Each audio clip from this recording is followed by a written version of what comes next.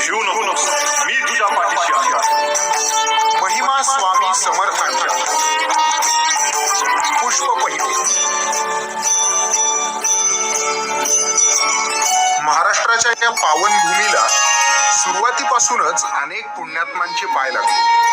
संत ज्ञानेश्वरांपासून संत एकनाथ महाराज, तुकोबाराया, रामदास स्वामी, संत गजानन महाराज अशा अनेक संतांनी ही माती पवित्र केली. 19व्या शतकाच्या मध्यावर याच मातीत स्वामी समर्थ नावाचा मानवरूपी परमेश्वर अवतरला आणि आपल्या अक्कलकोट येथील वास्तव्यादरम्यान त्यांनी सकल जनमानवास कर्म, भक्ती आणि मोक्षाचा मार्ग दाखवला.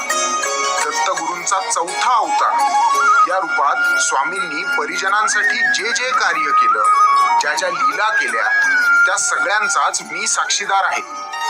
1-2 नव्हे तर तब्बल 22 वर्ष माझ्या सावलीत परब्रह्म बसलेले पाहिले आहेत मी. नुसतेच पाहिले नाही तर अनुभवले आहेत मी. ईश्वरी रूपाची लीलाच निराळी.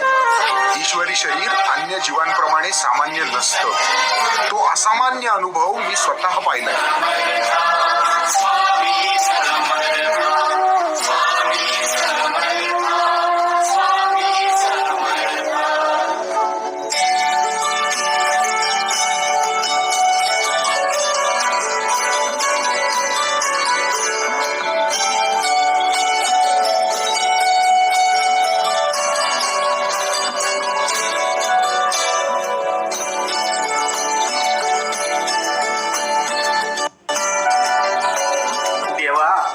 झाडामधला देव आहेस तू. आतापर्यंत काही कमी पडू दिलं नाहीस. मला माफ कर. मी माफी मागतो तुझी. आणि हो, येत्या बस्तरवारी तुला होगी आणि दहीभात घालल. मला माफ कर. झाडासमोर हात जोडून लाकूड तोड्या झाडाच्या फांद्या तोडायला झाडावर चढतो. झाडाच्या फांद्या तोडत असताना लाकूड तोड्याची कुऱ्हाड अचानक झाडाजवळ असलेल्या वारुळावर पडते. लाकूड तोड्या झाडावरून खाली उतरतो आणि कुऱ्हाड बघतो तर काय, वारुळातून रक्त येताना त्याला दिसतं. मग लाकूड तोड्या वारुळातून घाबरत घाबरतच कुऱ्हाड काढतो. अरे देवा, हे काय झालं? वारुळातून रक्त कसं आलं?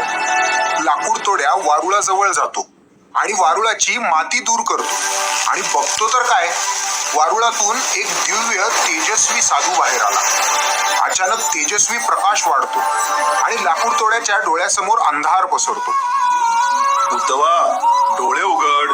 पापण्या जड झाल्यात. काहीच दिसत नाही. अगदी सगळीकडं काळोख पसरलाय. तोच तर दूर करायला आलोय आम्ही. नंतर स्वामी उजवा हात वर करतात आणि तेजस्वी प्रकाश कमी होऊ लागतो.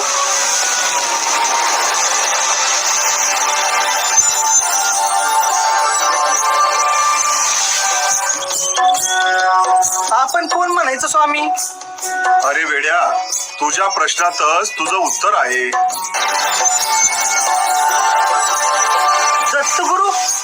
हो, आम्हीच आहोत दत्तगुरु. आम्हीच होतो श्रीपाद श्रीवल्लभ.